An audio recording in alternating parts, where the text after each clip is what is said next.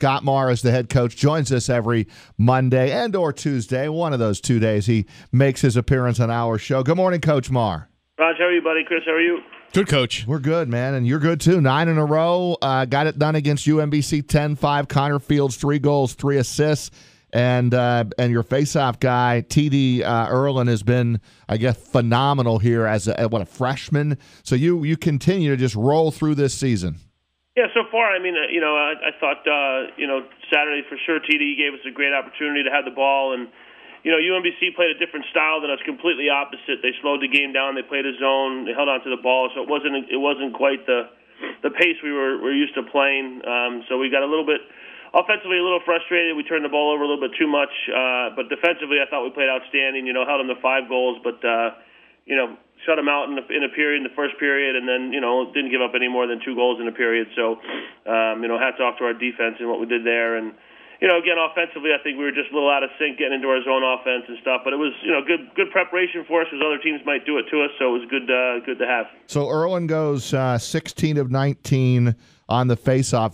Give me some info on this freshman here. Is he way ahead of schedule? Is he gone above and beyond your expectations here as a freshman in that position? I think expectation-wise, TD coming in had won 2 state championships, had really dominated high school lacrosse, not only in his in the high school seasons, but also in the summer season. So, we felt really good about him coming in for sure. But then obviously playing against college kids, we're not exactly sure what to expect. But he started off pretty well, and he's been improving every week. And I think the last 3 or 4 games he's been over 80%. And the thing is, he's a competitive kid. He's a wrestler, so he's got a very is a focused kid.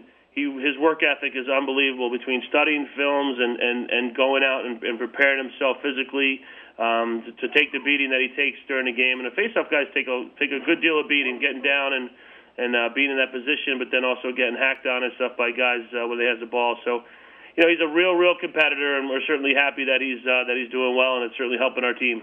Hey, Coach, nobody in college lacrosse seems to want this top ranking. We've seen number 1 go down a number of times this year, and it happened again over the weekend, Penn State losing to the team you guys will host on Wednesday, Maryland. The Terrapins beat the Nittany Lions 15-11.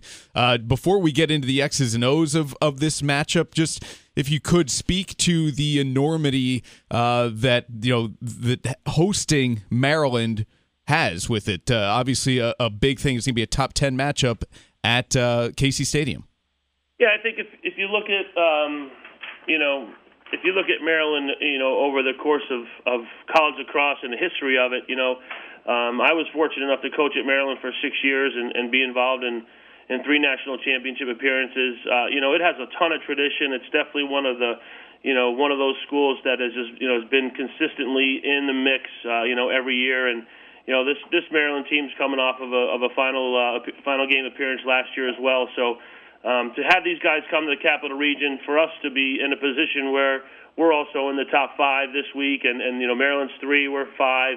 To have this kind of matchup, just 17 years into our career here at Albany as a Division I program, it's a wonderful feeling, to be honest with you. It's great to have, like I said, bringing Maryland to Albany, and hopefully, with a 4 o'clock start, but hopefully we get some people out to the game and they can experience the highest level of lacrosse in the NCAAs. Yeah, it'd be nice to see a crowd out there 4 o'clock on Wednesday. Scott, what about the face-off here? We talk about Erlin here and how good he has been, but it sounds like he'll be challenged on Wednesday afternoon.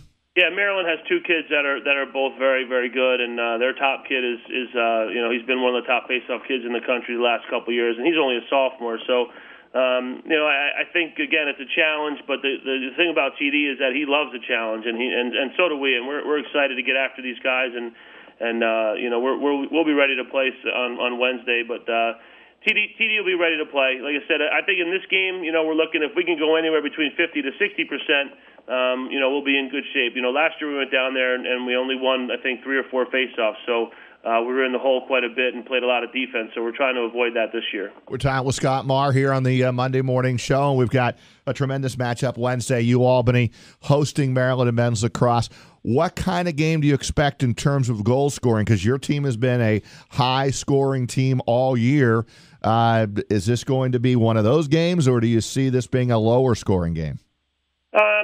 Last year it was 10-7. I could see it being a little bit more on the lower side. I think both defenses are pretty credible.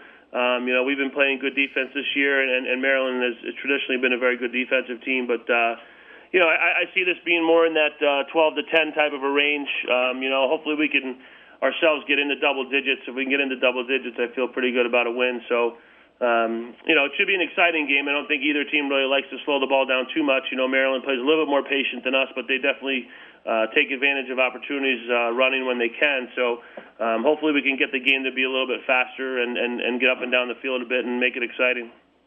Coach, we appreciate a few minutes. Good luck on Wednesday. We'll have some fun with this, and we'll talk to you for sure this time next week. Thanks, Scotty. Thanks, guys. Appreciate it. Have a good day.